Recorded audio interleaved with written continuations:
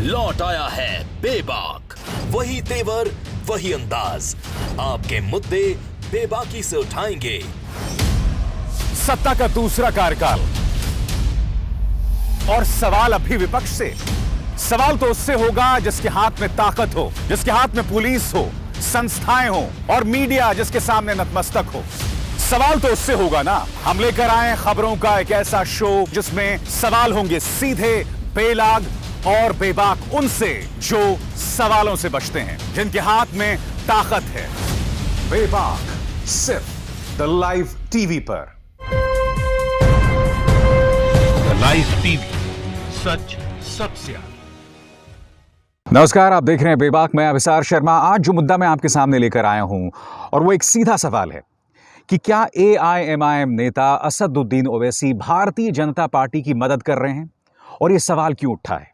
ये सवाल इसलिए उठा है क्योंकि भारतीय जनता पार्टी के साक्षी महाराज से जब ये सवाल पूछा गया, और जो आपके स्क्रीन पर है, कि ओवैसी जो कल आए थे आजमगढ़ में, आज आजमगढ़ में कार्यक्रम कर रहे हैं, ये सवाल पत्रकार का था। जवाब में साक्षी महाराज क्या कहते हैं? बड़ी मेहरबानी, भगवान उनको ताकत दे, ऊपर वाला खुदा उनका साथ दे। उन्होंने बिहार में भी हमारा बहुत सहयोग किया था, उत्तर प्रदेश में भी करेंगे और बाद में पश्चिम बंगाल में भी करेंगे। तो एक तरह से कहा जा सकता है कि जो लोग ओवैसी की सियासत का विरोध करते हैं, सेक्युलर पार्टीज ने इसको एक प्रमाण मान लिया है कि किस तरह से ओवैसी और बीजेपी के बीच में सांठगांठ है। और आखिर ऐसा क्यों कहा जा रहा है, उसकी वजह है ये तस्वीरें जो इस वक्त आप अपने स्क्रीन पर देख रहे हैं। दोस्तों, कल जौनपुर में असदुद्दीन ओवैसी का एक रोड शो था और ये तस्वीरें उसकी बानगी हैं। आप देखिए कितने बड़े पैमाने पर लोग यहां जुट रहे हैं।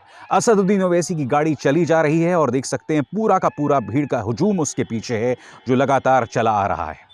ये बतला रहा है कि बिहार में कामयाबी के बाद अब उत्तर प्रदेश में भी उनकी सियासत को लेकर जबरदस्त सुगबुगाहट है और यह तस्वीर उसकी बानगी है। मगर कार्यक्रम की शुरुआत में साक्षी महाराज ने क्या कहा? साक्षी महाराज ने कहा कि असदुद्दीन ओवैसी ने हमारी बिहार में भी मदद की, उत्तर प्रदेश में भी मदद करेंगे और आने वाले दिनों में पश्चिम बंगाल में भी मदद करेंगे। तो मैं आपको बता दूं कि दरअसल साक्षी महाराज कहने का प्रयास क्या कह रहे थे, हालांकि उसमें तंज था। अगर आप बिहार के चुनावों पर नजर डालें तो यहां पर असदुद्दीन ओवैसी की पार्टी को 5 सीटें मिली थीं। 5 सीटें मिली थीं, मगर बताया जा रहा है कि सीमांचल के पूरे इलाके में उन्होंने महागठबंधन को कम से कम 15 सीटों में नुकसान पहुंचाया था। अब कल्पना कीजिए दोस्तों, अगर ये 15 सीटें महागठबंधन को मिल जाती तो आज नीतीश कुमार सत्ता में नहीं होते, तेजस्वी यादव मुख्यमंत्री होते और सेक्युलर पार्टीज की एक बहुत बड़ी जीत होती। मगर क्या इसके लिए असदुद्दीन ओवैसी को दोष दिया जा सकता है? क्या यह सवाल नहीं किया जाना चाहिए महागठबंधन से, कांग्रेस से, आरजेडी से, कि आखिर आम मुसलमान जो कि समर्थन में उतरा असदुद्दीन ओवैसी के, वो आखिर क्यों ओवैसी में विश्वास जतला रहा है और महागठबंधन में नहीं? उसका एक सीधा सा जवाब है।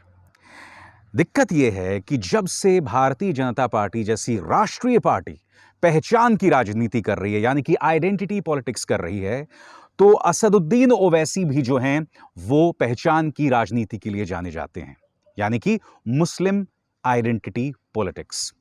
नतीजा यह होता है कि बड़े पैमाने में मुस्लिम युवा, मुसलमान उनकी तरफ खिंचा चला जाता है और उसी का परिणाम जो है वो दिखाई दिया हमें बिहार में।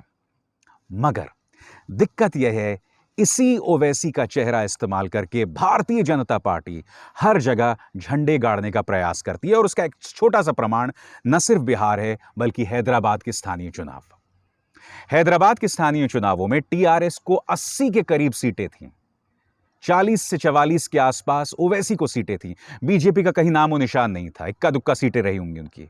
मगर अब भारतीय जनता पार्टी दूसरे नंबर की पार्टी बनकर उभर कर आ गई है।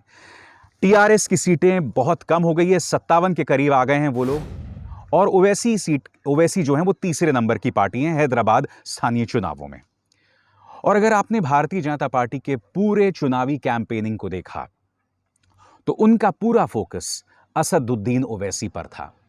उन्होंने असदुद्दीन ओवैसी को जिन्ना के तौर पर पेश किया। आपको याद होगा, तेजस्वी सूर्या रैलीज कर रहे थे और उन्होंने असदुद्दीन ओवैसी को जिन्ना करार दिया था।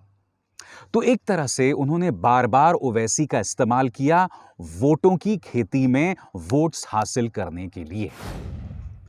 तो मैं नहीं जानता हूं कि ओवैसी और बीजेपी के बीच में कोई करार है या नहीं, मगर दिक्कत यह है कि ओवैसी जब भी मैदान में उतरते हैं फायदा बीजेपी को ही होता है और इसके प्रमाण हमें साफ तौर पर दिखाई दे रहे हैं।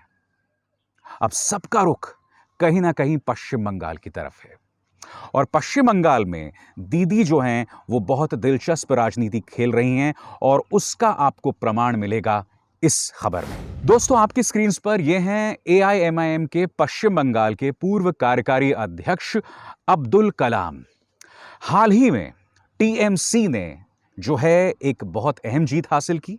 टीएमसी में जाकर अब्दुल कलाम जो है शामिल हो गए, यानी कि ओवैसी को छोड़ के वो दीदी के साथ चले गए, क्योंकि कहीं ना कहीं ओवैसी की निगाह अब पश्चिम बंगाल पर है जहां मुसलमानों की एक बहुत बड़ी तादाद है। और दिलचस्प बात क्या है, इस पर आपको गौर करना पड़ेगा। जब अब्दुल कलाम शामिल हुए टीएमसी में तो उन्होंने एक बहुत अहम बात की।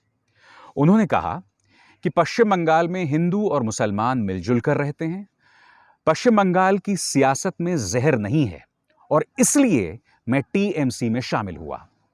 मेरा सवाल यहां पर यह कि क्या अब्दुल कलाम यहां पर इशारा ओवैसी की तरफ कर रहे हैं? यकीनन वो कहीं ना कहीं हमला इससे बीजेपी की तरफ कर रहे हैं, मगर क्या इशारा ओवैसी की तरफ है जब वो जहरीली राजनीति की बात करते हैं? क्योंकि मैंने आपको बताया कि ओवैसी जहां पर भी मजबूत होते हैं भारतीय जनता पार्टी उन्हें जिन्ना के तौर पर पेश करती है, उन्हें हवा की तरह पेश करती है और वोटों की खेती, वोट्स हासिल करने की कोशिश करती है। क्योंकि अपने आप में बहुत दुखद बात है कि भारतीय जनता पार्टी कहने को एक राष्ट्रीय पार्टी है, मगर वो सियासत करती है आइडेंटिटी पॉलिटिक्स की, जो अपने आप में कितनी दुखद बात है। यानी कि ओवैसी का इस्तेमाल करो और वोट्स हासिल करो। ममता बनर्जी ये कोशिश में है कि ओवैसी पश्चिम बंगाल की सियासत में पांव ना पसार पाएं, पांव ना फैला पाएं, उससे पहले ही उनकी जड़ें काट दी जाएं, जिसके चलते ये शख्स अब्दुल कलाम जो है वो टीएमसी में शामिल हो गया है। मगर वो क्या कह रहा है वो अपने आप में खासा मायने रखता है। अब मैं एक और सवाल आपसे करना चाहता हूं। हमें गौर करना पड़ेगा इस मुद्दे पर कांग्रेस की क्या प्रतिक्रिया है। जैसे ही साक्षी महाराज का बयान आता है कि हमारी मदद ओवैसी ने की, इस बयान को कांग्रेस लपक लेती है और वो क्या बयान देते हैं? ओवैसी जी से गठजोड़ की सच्चाई सामने आई।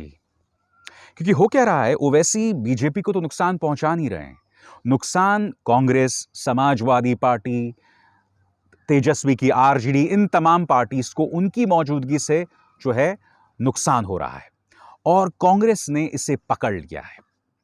मगर मैं कुछ और सवाल पूछना चाहता हूं। मैं सवाल ये पूछना चाहता हूं कि मान लिया कि ओवैसी पहचान की सियासत करते हैं, मगर आप में क्या कमी रह गई कि उस इलाके का मुसलमान आप पर एतबार नहीं कर रहा है? इससे ये पता चलता है कि देश का मुसलमान, या कम से कम बिहार, उत्तर प्रदेश का मुसलमान, महाराष्ट्र का मुसलमान, वो सिर्फ इसलिए वोट नहीं डालता क्योंकि उसे बीजेपी को हराना है। क्योंकि अगर यह बात होती तो ओवैसी को एक भी सीट नहीं मिलती सीमांचल की। तो कहीं ना कहीं दलों को भी सोचना पड़ेगा कि उनमें क्या कमी रह गई कि मुसलमान जो है उनके पक्ष में वोट नहीं डाल रहा है।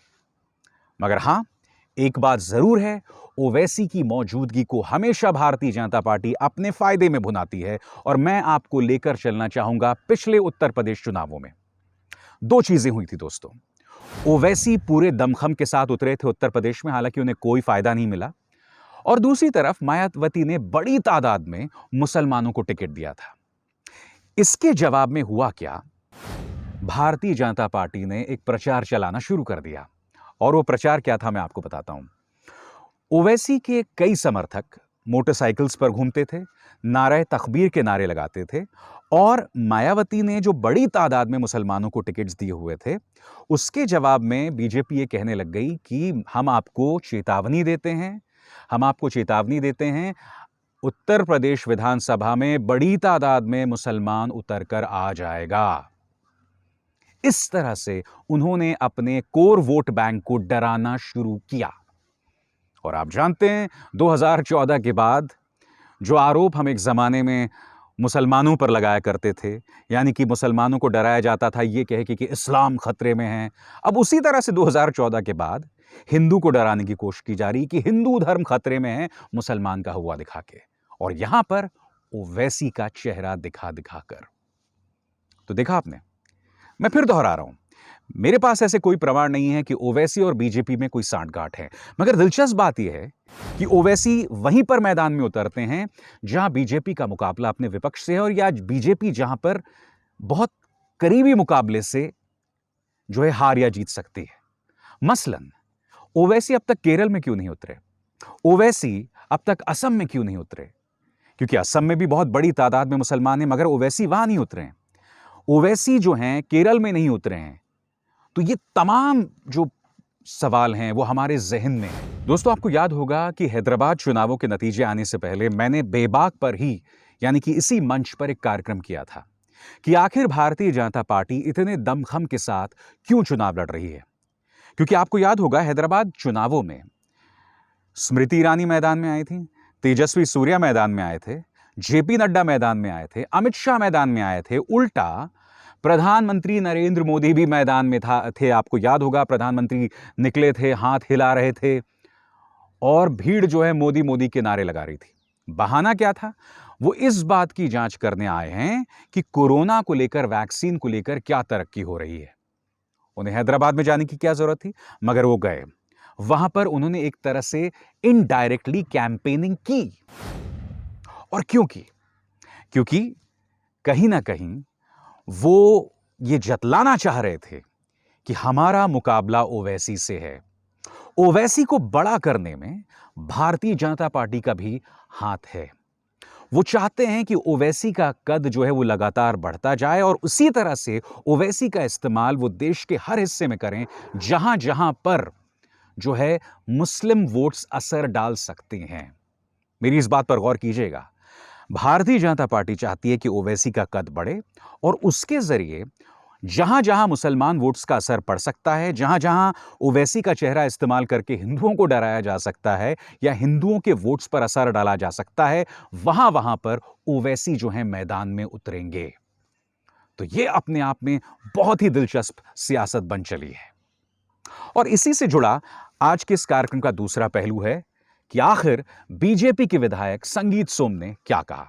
सुनते हैं। दुर्भाग्य यही है कि देश के कुछ मुस्लिम देश पर भरोसा नहीं करते, देश के वैज्ञानिक पर भरोसा नहीं करते। हमारी इसी बात की लड़ाई है कि आप अपने देश के वैज्ञानिक पर भरोसा नहीं करते, देश की पुलिस पर भरोसा नहीं करते, देश के प्रधानमंत्री पर भरोसा नहीं करते।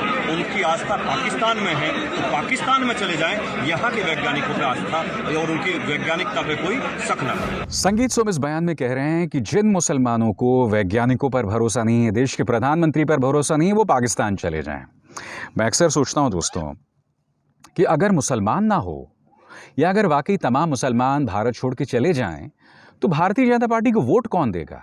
आखिर क्या वजह है कि वोट हासिल करने के लिए एक पॉलिटिकल पार्टी जो इतने अरसे से सियासत में है, पिछले 6 सालों से सियासत में है, जिनके पास प्रधानमंत्री नरेंद्र मोदी जैसा करिश्माई चेहरा है, जिनसे बड़ा इस वक्त या जिनसे ज्यादा लोकप्रिय इस वक्त कोई राजनेता नहीं है, उन्हें आखिर इस तरह की सियासत की क्या जरूरत पड़ती है? मुझे लगता है अगर मुसलमान ना हो, ओवैसी ना हो, तो बीजेपी को कोई वोट ही नहीं देगा। क्योंकि भैया तुम्हारे पास और तो कुछ है नहीं वोट मांगने के लिए। किसान मैदान में उतरता है तो उसे खालिस्तानी बता दो, आतंकवादी बता दो, अदालत तक में एफिडेविट दायर कर दो इंटेलिजेंस ब्यूरो की गप पर कि साहब खालिस्तानियों का प्रवेश हो गया है। मुसलमान अगर भारतीय जनता पार्टी का विरोध करता है तो उसे पाकिस्तान भेज दो। और सिर्फ मुसलमान ही नहीं, आज की तारीख में जो भी पत्रकार इस सरकार से सवाल करता है, उसे ये लोग पाकिस्तान भेजने की बात करते हैं। और संगीत सोम कौन है दोस्तों? आपकी स्क्रीन पर फिर से याद दिलाता हूं, आप में से कई लोगों को पता होगा। ये वो शख्स हैं जो बीफ गोवंश के पक्ष में सियासत करते रहते हैं, आंदोलन करते रहते हैं, मगर ये वो शख्स भी हैं जो अल दुआ नाम की एक कंपनी के निदेशक रहे हैं, जो कि हलाल मांस जो है वो लोगों तक पहुंचाता है। हलाल मीट, अल दुआ, इन दोनों पर गौर कीजिए।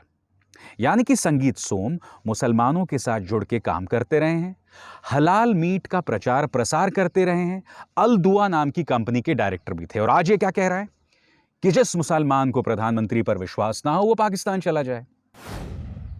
ये सब क्या जतलाता है दोस्तों? ये सिर्फ इतना जतलाता है कि आज मुसलमानों के नाम पर, ओवैसी के नाम पर सियासत करने से इन्हें फायदा मिल रहा है। जिस दिन ये फायदा खत्म हो जाएगा, उस दिन, या दूसरी तरफ जिस दिन मुसलमानों के पक्ष में बात करने से इन्हें फायदा मिलने लगेगा, तब ये लोग मुसलमानों को सिर पे बिठाकर घुमा करेंगे। हकीकत ये है। और मैं ऐसा क्यों कह रहा हूं, अभी अभी मैंने आपको प्रमाण बताया। संगीत सोम जैसा आदमी, जो कि अल-दुआ कंपनी का निदेशक है, हलाल मीट का प्रचार प्रसार करता है, वो शख्स ये कह रहा है कि जिस मुसलमान को प्रधानमंत्री पर विश्वास नहीं हो, हमारे वैज्ञानिकों पर विश्वास नहीं हो, वो पाकिस्तान चला जाए। ये सिर्फ यही बताता है कि उन्होंने इस मुद्दे को भी सिर्फ वोट की निगाह से देखा है। इनके लिए धर्म कोई मायने नहीं रखता, इनके लिए गाय भी कोई मायने नहीं रखता। इन्हें गाय के जरिए, धर्म की सियासत के जरिए वोट्स मिलते हैं और सिर्फ इसलिए ये लोग ये काम करते हैं। मगर कहीं ना कहीं बीजेपी को सोचना पड़ेगा और संगीत सोम जैसे राजनेताओं को सोचना पड़ेगा कि जब आप ये काम करते हैं तो समाज में सिर्फ और सिर्फ नफरत फैलती है और कुछ नहीं। बेबाक में बस इतना ही। अभिसार शर्मा को दीजिए इजाजत। मेरी आप सबसे अपील कि इस कार्यक्रम को ज्यादा से ज्यादा लोगों तक शेयर करें, सब्सक्राइब करें हमारे चैनल को, बेल आइकन को जरूर दबाएं और मेरे इस कार्यक्रम को व्हाट्सएप और एसएमएस के जरिए कम से कम अपने 5 साथियों के साथ साझा करें। नमस्कार। द लाइव टीवी, सच सबसे आगे।